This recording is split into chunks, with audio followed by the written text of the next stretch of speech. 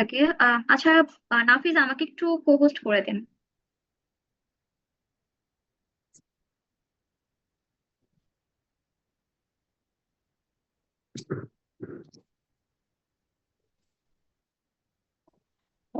আচ্ছা, প্রেজেন্টেশন শুরু করার আগে আমাকে একটু কমেন্ট বক্সে জানাবেন যে আপনারা কে কে কানাডাতে স্টাডি করতে চাচ্ছেন।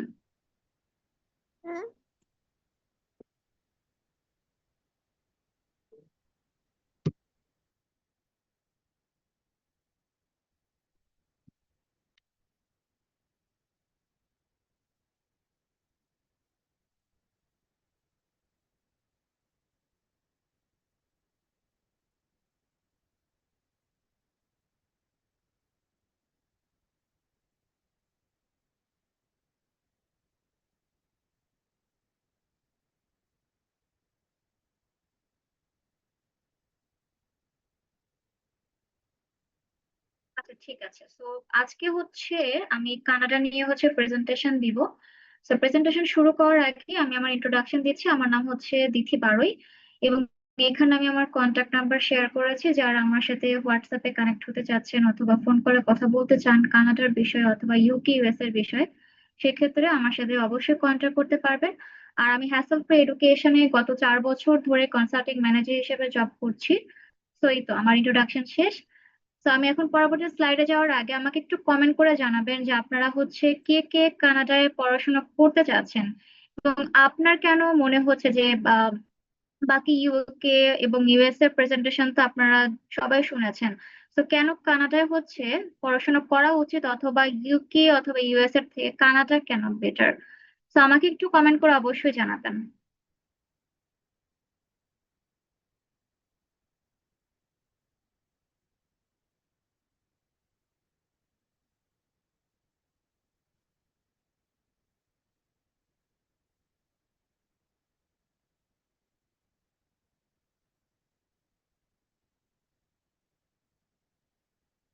আচ্ছা, এখন আমার দিক থেকে বলি কানাডায় কেন আপনাদের পড়াশোনা করা উচিত বা কি কি সুবিধা সেখানে পাচ্ছেন।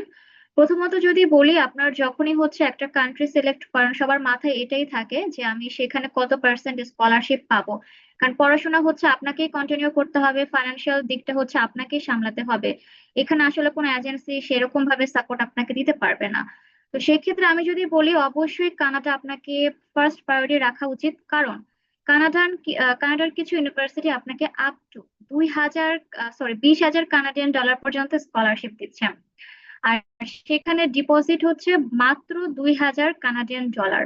আপনারা এর আগে যে স্লাইড গুলোতে আই মিন প্রেজেন্টেশন গুলোতে শুনেছেন যে ইউকে তে আপনার 50% ডিপোজিট করতে হয় অথবা মিনিমাম 3,000 পাউন্ড ডিপোজিট করতে হয়।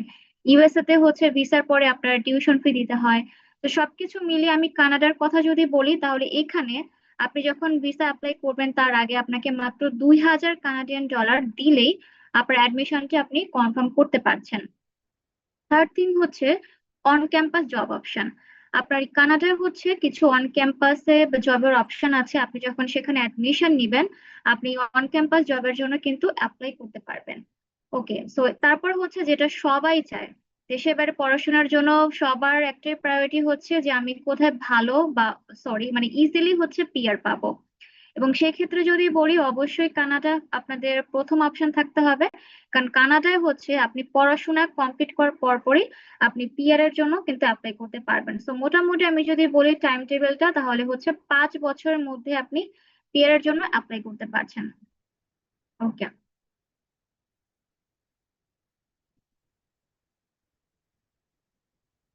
আচ্ছা, get up to 1 lakh dollar loan. তো এতক্ষণে আপনারা অনেক বেনিফিট সম্পর্কে শুনেছেন। এখন আমি যেটা বলছি লোন, দ্যাট মিনস কানাডার কিছু ইউনিভার্সিটি আছে যারা আপনাকে 1 লাখ ডলার পর্যন্ত লোন দিবে। 1 লাখ টাকা না, কিন্তু 1 লাখ ডলার পর্যন্ত লোন দিবে। তো সেক্ষেত্রে কিছু স্টেপ আছে অথবা কিছু পলিসি আছে, এগুলো আপনাকে মেনটেন করতে হবে। তাহলে আপনি 1 লাখ ডলার পর্যন্ত লোন পেতে পারেন। তো কিভাবে পাবেন সেটা আমি একদম লাস্টে শেয়ার করব। তো অবশ্যই আমার সেশন শেষ হওয়া পর্যন্ত থাকবেন। আচ্ছা, এখন কানাডার অনেকগুলো প্রভিন্স আছে। তো এটা ডিপেন্ড করছে আপনি কোন প্রভিন্সের মধ্যে স্টাডি করতে চাচ্ছেন। তো এখানে এমন কোনো বিষয় নেই যে এই প্রভিন্সে আমি ইউনিভার্সিটি বেটার পাবো, অথবা এই প্রভিন্সে হচ্ছে অনেক বেশি টিউশন ফি ইউনিভার্সিটি আছে, তো এই প্রভিন্সে আমি যাব না, এরকম কিছু না। আপনাদের অনেকেরই হয়তো রিলেটিভ কানাডায় থাকেন, তো আপনারা যে কোনো প্রভিন্স হচ্ছে চুজ করতে পারেন। আমরা আপনার প্রোফাইল দেখে হচ্ছে বলে দিব যে আপনি এই প্রভিন্সে হচ্ছে অ্যাডমিশনের সুযোগ পাচ্ছেন, এই প্রভিন্সে হচ্ছে এই ইউনিভার্সিটি গুলো আছে যেখানে টিউশন ফি এমন হবে। So any province you can choose. Okay. তো অনেকগুলো প্রভিন্সই আছে: Ontario, Saskatchewan, Nova Scotia, Alberta, British Columbia. Okay. তো এইগুলো হচ্ছে আমাদের একটা লিস্ট, যেগুলো ইউনিভার্সিটি নিয়ে হচ্ছে আমরা বর্তমানে কাজ করছি। তবে হ্যাঁ, এই ইউনিভার্সিটির বাইরেও কিন্তু আমাদের আরো বেশ কিছু ইউনিভার্সিটি আছে। তবে যেহেতু এটা ছোট একটা স্লাইড, তো সেই ক্ষেত্রে আমরা কয়েকটা প্রভিন্স অনুযায়ী ইউনিভার্সিটি গুলো এখানে উল্লেখ করেছি। তো আপনাদের যদি একটা স্ক্রিনশট নিয়ে রাখতে পারেন, যারা এখনই প্ল্যান করছেন যে কোন প্রভিন্সে হচ্ছে কোন ইউনিভার্সিটি আপনি জানেন না, তো সেই ক্ষেত্রে হচ্ছে এই চার্টের হচ্ছে একটা পিক আপনারা তুলে রাখতে পারেন। আচ্ছা, এখন সব থেকে ইম্পর্টেন্ট পার্ট, যে আমি তো আমার প্ল্যান হচ্ছে গুছিয়ে নিলাম যে কানাডায় আমি পড়াশোনা করতে চাচ্ছি, কিন্তু একাডেমিক রিকোয়ারমেন্টস কি? আমি কি এলিজিবল হচ্ছে কানাডার যে কোনো ইউনিভার্সিটিতে অ্যাপ্লিকেশন করার জন্য? তো সেই ক্ষেত্রে আমি বলবো যে কানাডায় হচ্ছে আমরা দুইটি প্রোগ্রাম নিয়ে হচ্ছে কাজ করছি, একটা হচ্ছে ব্যাচেলার প্রোগ্রাম আর একটা হচ্ছে মাস্টার্স প্রোগ্রাম। তো আমরা এখানে ডিপ্লোমা প্রোগ্রাম নিয়ে কোনো কাজ করছি না, বা ডিপ্লোমার রিকোয়ারমেন্টস হচ্ছে আমরা এখানে উল্লেখ করেছি যাতে আপনাদের জানার সুবিধা হয় আর কি। তো প্রথমে বলছি, যদি আপনি ব্যাচেলার প্রোগ্রামে অ্যাপ্লাই করতে চান, অবশ্যই আপনাদের ইন্টারমিডিয়েটে জিপিএ থাকতে হবে 4 আউট অফ 5। এবং আপনি যদি মাস্টার্সে অ্যাপ্লাই করতে চান তাহলে অবশ্যই আপনার সিজিপিএ 3 থাকতে হবে। তবে হ্যাঁ, 3 নিচে থাকলে এমন না যে আপনি অ্যাপ্লাই করতে পারছেন না, তবে সেই ক্ষেত্রে ইউনিভার্সিটি অপশন কমে যাবে। হয়তো 3 থাকলে আপনি 10-12টা অপশন পাচ্ছেন, কিন্তু 3 নিচে থাকলে হয়তো 5-6টা অপশন পাচ্ছেন। তো এই হচ্ছে বিষয়টা। আর কানাডার কিছু ইউনিভার্সিটি আছে যারা হচ্ছে পার্সেন্টেজ কাউন্ট করে। যেমন আপনি যদি নর্থ সাউথ ইউনিভার্সিটি থেকে পড়েন, আপনি দেখে থাকবেন যে ওইখানে 2.5, 2.4, মানে এত কম সিজিপিএ থাকলেও তাদের পার্সেন্টেজ কিন্তু অনেক বেশি। তো কিছু কানাডিয়ান ইউনিভার্সিটি আছে, তারা হচ্ছে সিজিপিএটা খেয়াল করে না, তারা হচ্ছে পার্সেন্টেজটা দেখে। তো এটা আপনার প্রোফাইল শেয়ার করলে আমরা আপনার প্রোফাইল অনুযায়ী ইউনিভার্সিটি দিতে পারবো। ওকে। আচ্ছা, on campus job option explain please. আচ্ছা, অন ক্যাম্পাস জবটা হচ্ছে, এটা আপনি ভিসার পরে একদম যখন কানাডায় পৌঁছাবেন, তখন হচ্ছে ক্যাম্পাসের মধ্যেই কিছু জব আছে যেটা ইউনিভার্সিটিতে হতে পারে। তো এখানে আপনাকে অ্যাপ্লাই করতে হবে। মাঝে মধ্যে দেখা যায় কি, আপনার ইউনিভার্সিটির যে বা হেল্প ডেস্ক থাকে বা আপনার অ্যাডভাইজার থাকে, আপনি যদি তাকে জিজ্ঞেস করেন তারা আপনাকে এই বিষয়ে ভালো হেল্প করতে পারবে। এবং বিভিন্ন সাইট আছে তাদের, সেখানে হচ্ছে সার্কুলার গুলো দেয়। তো আপনাকে প্রথমত হচ্ছে আপনার সুন্দর একটা সিভি রেডি করে আপনাকে সেখানে আপলোড করতে হবে। তাহলে হচ্ছে আপনি জবের জন্য অ্যাপ্লিকেবল হবেন, এবং তারই পরবর্তীতে আপনি যদি সিলেক্টেড হন অবশ্যই আপনাকে নোটিফাই করে দিবেন। এটাই সিম্পল। আচ্ছা, এখন হচ্ছে ইউকে ইউএস এর মতো কানাডার কিছু ইউনিভার্সিটি আছে যারা কিন্তু এমওয়াই একসেপ্ট করছে। তো সেক্ষেত্রে সংখ্যাটা খুবই কম, যেমন অন্টারিও টেক ইউনিভার্সিটি আছে, ইউনিভার্সিটি অফ ভিক্টোরিয়া আছে, কেপ ব্রেটন ইউনিভার্সিটি আছে, মেমোরিয়াল ইউনিভার্সিটি অফ নিউ ফাউন্ডল্যান্ড আছে। কিন্তু আমি বলবো যে আপনার এমওয়াই দিয়ে আপনার অ্যাপ্লিকেশনটা প্লেস করতে পারেন, ঠিক আছে। কিন্তু আমি বলবো যে ভিসা সাবমিট করার আগে আপনাকে হচ্ছে আইএলটিএস এর কপিটা সাবমিট করার জন্য, এটা আপনার ভিসার জন্য খুব বেশি হেল্প করবে। ওকে। তো আপনারা তারপরে হচ্ছে একটা স্ক্রিনশট রাখতে পারেন যে ইমোয় দিয়ে আপনি অ্যাপ্লিকেশন কোথায় প্লেস করে রাখতে পারছেন। আচ্ছা। ওকে, আপনার এইচএসসি হচ্ছে 3.33, তো আমি কোন কান্ট্রি বা কিভাবে ভিসা প্রসেস করতে পারবো আপু? আচ্ছা, আমি আপনাকে প্রেফার করব যে আপনি ইন্টারমিডিয়েট রেজাল্টটা যেহেতু একটু কম আছে, যেমন 3.33, তো কানাডায় আপনি অ্যাপ্লাই করতে পারছেন না, হ্যাঁ। কারণ কানাডা হচ্ছে, আমি যেটা বললাম, ইন্টারমিডিয়েটে 4 লাগবেই। আর আপনি যদি বর্তমানে যে আপনার জিপিএটা আছে এটা দিয়ে অ্যাপ্লাই করেন, আমি আম, এটা আপনাকে হতাশ করছি না, বাট আমি বলবো যে আপনার রিজেকশনের হার অনেক বেড়ে যাবে। ওকে। তো আপনি ইউকে তে অ্যাপ্লাই করতে পারেন, অবশ্যই ইউকে তে অ্যাপ্লাই করার আগে একটি আইএলটিএস দিতে হবে, এবং তারপরে হচ্ছে আমরা আপনার জন্য যে কোনো একটা ইউনিভার্সিটিতে প্রসেস করতে পারবো। ওকে। আচ্ছা, পরবর্তীতে আমি যাচ্ছি।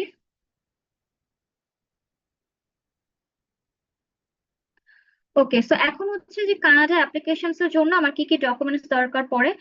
সো কানাডা অ্যাপ্লিকেশনস এর জন্য সেম, তেমন কোনো ডিফারেন্ট কোনো ডকুমেন্টেশনের দরকার পড়ে না। সার্টিফিকেটস লাগবে, আপনার ট্রান্সক্রিপ্ট লাগবে, আইএলটিএস সার্টিফিকেট লাগবে, পাসপোর্ট কপি লাগবে, একটা সুন্দর করে একটা সিভি লাগবে, দেন হচ্ছে রেকমেন্ডেশন লেটার, আর হচ্ছে এসওপি। আমি বলবো যে যারা হচ্ছে কানাডার প্রসেস করতে চান সবার আগে মানে ভিসার জন্য লিস্ট হচ্ছে আপনারা দুইটা জিনিস হচ্ছে মাথায় রাখবেন। একটা হচ্ছে আপনার এসওপি, আর সেকেন্ড হচ্ছে আপনার ব্যাংক ব্যালেন্স অথবা সোর্স অফ ফান্ড। তো এই দুটো যত আপনার স্ট্রং হবে আপনার ভিসা রেশিও কিন্তু তত বাড়বে। একটা এসওপি কিন্তু আপনার ভিসার জন্য খুবই ম্যান্ডেটরি একটা জিনিস বা খুব ইম্পর্টেন্ট একটা জিনিস। কেন বলছি, কারণ কানাডা হচ্ছে আপনার সবকিছু অনলাইন বেস। আপনি অনলাইনে আপনার ডকুমেন্টেশন গুলো সাবমিট করছেন। সো আপনি যখন একটা এসওপি সাবমিট করবেন সেখানে কিন্তু আপনার সবকিছু মেনশন করা থাকে যে কেন আপনি কানাডায় পড়াশোনা করতে চাচ্ছেন, কেন ইউনিভার্সিটি, কেন এই কোর্স অ্যাডমিশন নিচ্ছেন, আপনার ফাইন্যান্সিং কিভাবে করছেন আপনি, 4 বছর ব্যাচেলার হোক বা 1 বছর মাস্টার্স হোক, সেটা কিভাবে আপনি ব্যালেন্স করবেন ফাইন্যান্সিংটা, সবকিছু এসওপি তেই উল্লেখ করতে হয়। তো দেখা যাচ্ছে এখানে আপনি যত সুন্দর করে ওদেরকে বুঝাবেন যে হ্যাঁ আমার কানাডার ইন্টেনশন হচ্ছে পড়ালেখা, আমি পড়ালেখার পরে হচ্ছে বাংলাদেশে ব্যাক করে আমার কেরিয়ার প্ল্যান হচ্ছে এটা, আপনার ভিসা রেশিও কিন্তু তত বাড়বে, আই মিন ভিসা হওয়ার সম্ভাবনা বেশি থাকবে। তো যারা হচ্ছে আমি বলবো নেক্সট ইনটেকের জন্য এখনই প্ল্যান করছেন, তারা এখন থেকেই হচ্ছে আপনার এসওপিটা রেডি করতে পারেন, একটু একটু করে রেডি করেন, একটু একটু করে হচ্ছে রিসার্চ করেন যে কোন পয়েন্টটা মেনশন করলে বেটার হবে, তাহলে আপনার জন্য বেশি ভালো হবে। তো এখন থেকে আর কি ওই রকম ভাবে প্রিপারেশনটা নিয়ে রাখবেন।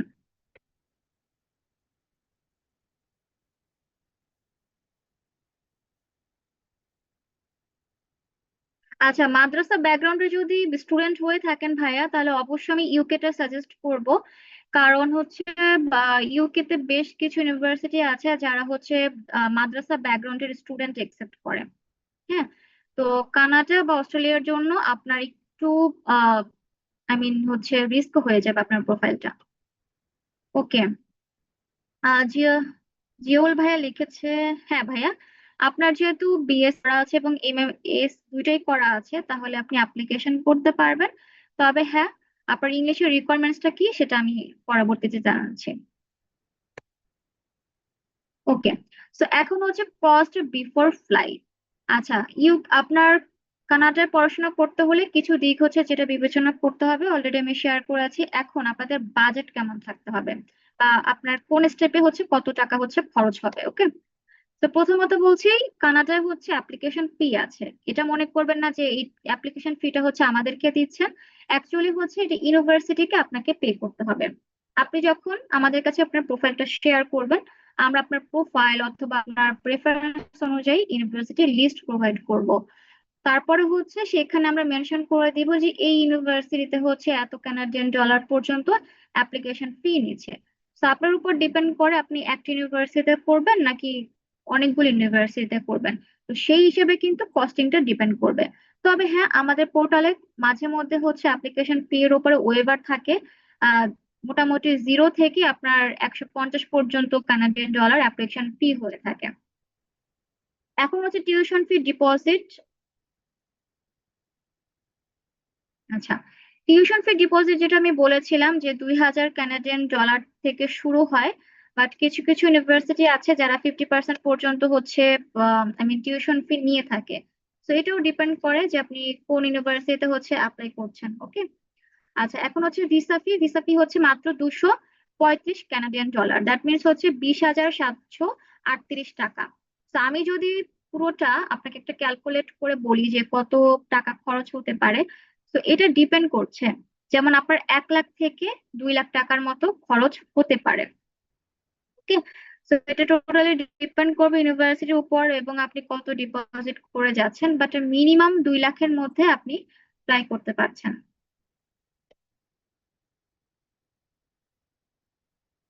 আচ্ছা, এখন হচ্ছে লিভিং কস্ট।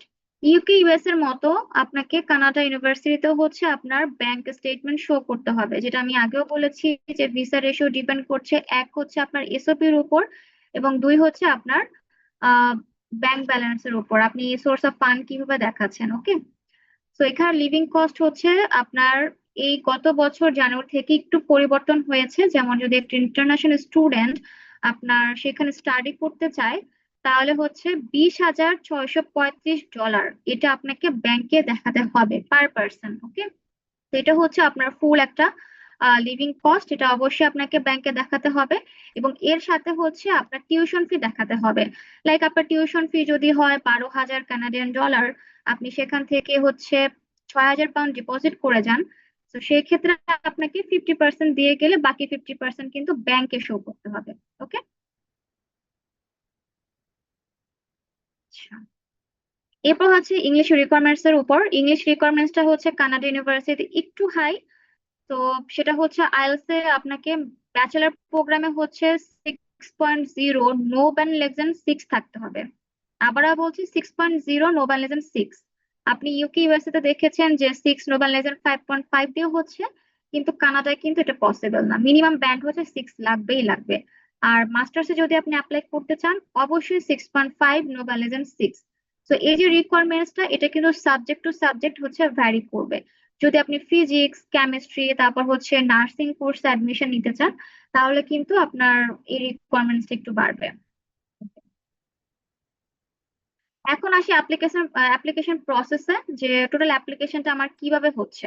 তো অ্যাপ্লিকেশন যেটা হচ্ছে, প্রথমে আপনাকে অনলাইন অ্যাপ্লিকেশন প্লেস করতে হবে, যেটা আমি বলেছি যে আমাদেরকে আপনি ডকুমেন্টস দিবেন। ডকুমেন্টস দেওয়ার পর আমরা হচ্ছে অনলাইনে হচ্ছে অ্যাপ্লিকেশনটা সাবমিট করব। এবং তারপরে হচ্ছে যে আপনার একটা অফার লেটার পেতে হবে। অফার লেটার আসতে মিনিমাম হচ্ছে 15 to 20 ডেজ, 20 ওয়ার্কিং ডেজ সময় লাগতে পারে। এবং অফার লেটার আসার পরে সেখানে মেনশন থাকবে যে আপনার হচ্ছে কত লাখ টাকা, কত ডলার হচ্ছে ডিপোজিট করতে হবে। তো আপনি টিউশন ফি দিয়ে দিচ্ছেন, এরপর হচ্ছে একটা ফাইনাল একটা লেটার আপনাকে ইউনিভার্সিটি প্রোভাইড করবে।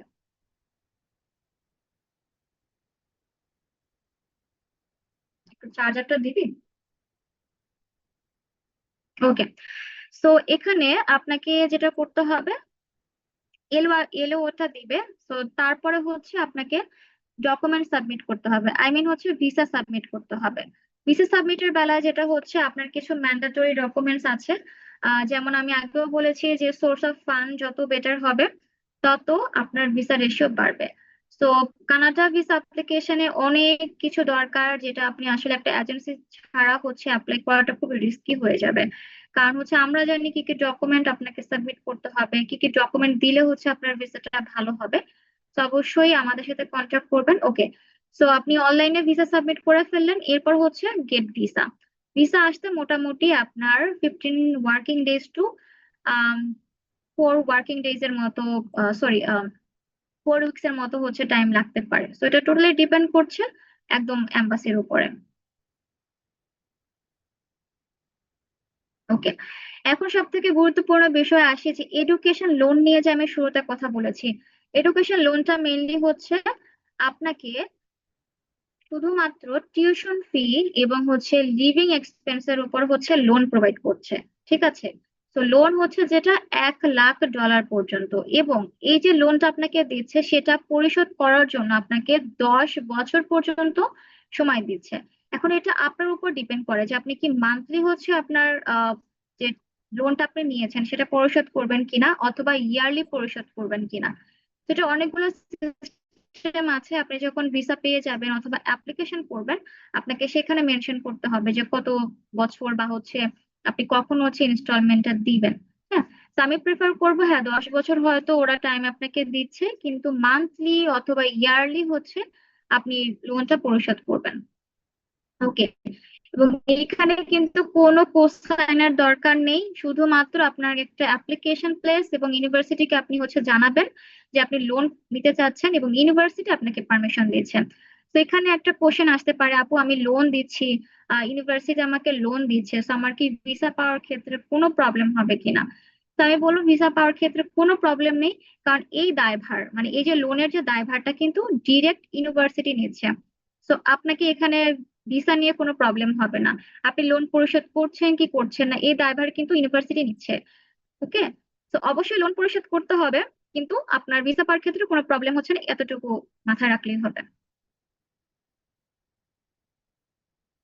আচ্ছা, ফুল ফান্ডেড স্কলারশিপের জন্য সেম, আপনার প্রোফাইলটা হচ্ছে অনেক ভালো হতে হবে। যেমন আমি যদি বলি যে 5 জন অ্যাপ্লিকেন্ট আছে, এখন 5 জন অ্যাপ্লিকেন্টের মধ্যে সবারই আইএলটিএস এ ধরেন 7 আছে বা 8 আছে, ঠিক আছে, কিন্তু তাদের প্রোফাইলটা অবশ্যই আলাদা হবে। কেউ হয়তো সিজিপিএ 3.8 আছে, কেউ 3.9 আছে, অথবা 4 আউট অফ 4 আছে, ঠিক আছে।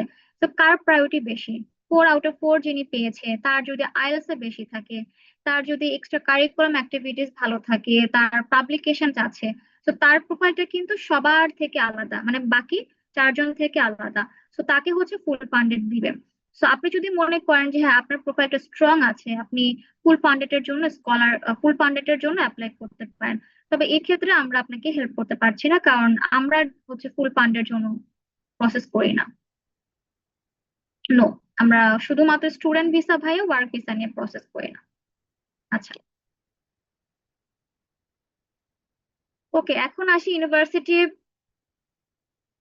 ইউনিভার্সিটির লোন নিয়ে, যে কোন কোন ইউনিভার্সিটি হচ্ছে আপনাকে লোন দিচ্ছে। হ্যাঁ, তো এখানে যে ইউনিভার্সিটি গুলো দেখতে পাচ্ছেন, শুধুমাত্র এই ইউনিভার্সিটি গুলো কিন্তু আপনাকে লোন প্রোভাইড করবে। এর বাইরে যে ইউনিভার্সিটি আছে সেগুলো কিন্তু দিচ্ছে না। তো আপনারা একটা স্ক্রিনশট নিয়ে রাখতে পারেন, যাতে পরবর্তীতে আমাদের সাথে কথা বলার ক্ষেত্রে আপনার, অথবা ইউনিভার্সিটি সিলেকশনও আপনার হেল্প। ওকে, আচ্ছা, এখন আপনাদের কোনো কোশ্চেন আছে কিনা অবশ্যই আমাকে একটু জানান। তাহলে হচ্ছে আমি ওয়ান বাই ওয়ান হচ্ছে অ্যান্সার করব, অথবা আমরা এরপর হচ্ছে কাউন্সিলিং সেশনে হচ্ছে যাব, এবং কাউন্সিলিং সেশনে হচ্ছে আপনার প্রোফাইলটা শেয়ার করতে পারছেন।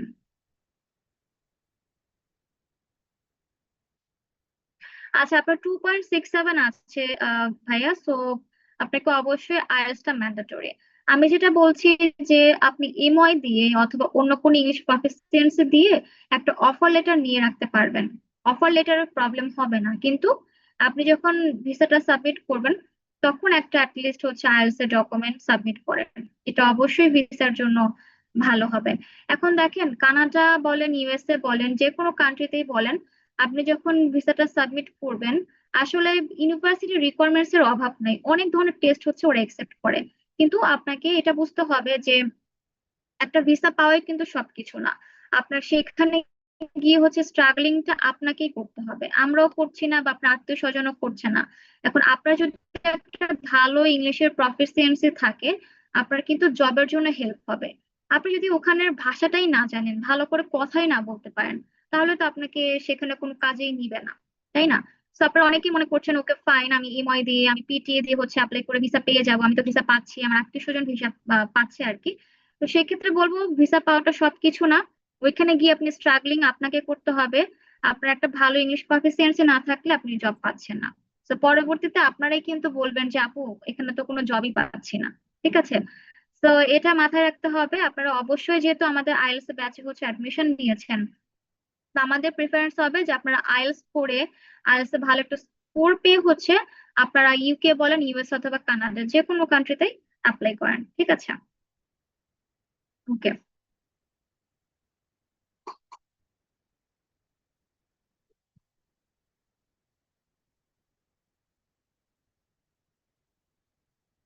আচ্ছা, সো এখন হচ্ছে,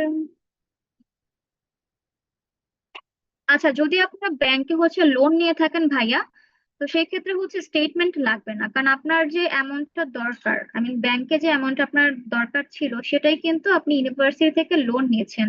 তো সেই ক্ষেত্রে আপনার ব্যাংকের কোনো স্টেটমেন্ট অথবা ব্যালেন্সের দরকার পড়বে না। ওকে, ফাইন। আচ্ছা, ঠিক আছে, তো আমার প্রেজেন্টেশন হচ্ছে এতটুকু পর্যন্ত ছিল। আমি আমার নাম্বারটা শেয়ার করেছি, তারপর হচ্ছে আমি আবার আপনাদের সাথে শেয়ার করি। আপনাদের যদি ইউকে, ইউএসএ, কানাডা, যে কান্ট্রি হোক না কেন, যদি কোনো কোয়েরিজ থাকে আমার সাথে হচ্ছে শেয়ার করতে পারেন।